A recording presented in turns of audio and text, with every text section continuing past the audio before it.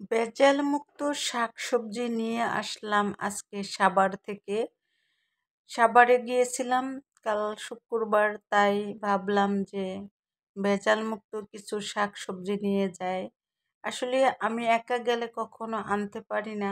যখন আমার ছোট বোনের হাজবেন্ড আমার সাথে যায়, ছোট ভাই, তখন আর কি কিছু নিয়ে আনা হয়।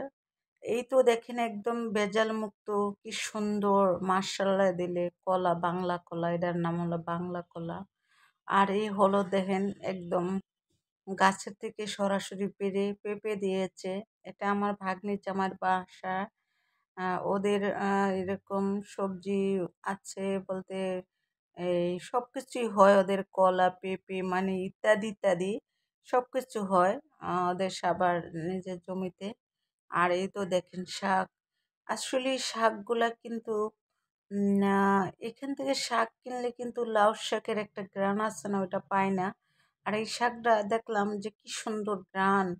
আর এই তো দেখেন ভেজাল মুক্ত মূলো।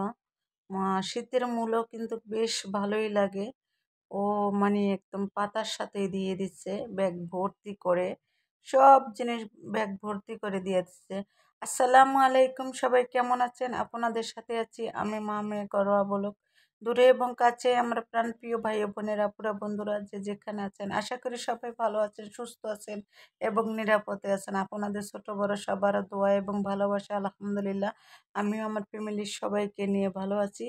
এই তো দেখেন একটা ভিডিও নিয়ে আসছে, ব্লগ ভিডিওটা হলো এই তো শাকসবজি নিয়ে আসলাম, একদম টাটকা টাটকা শাকসবজি। আর ওই তো দেখছেন লাউডা একদম কচি।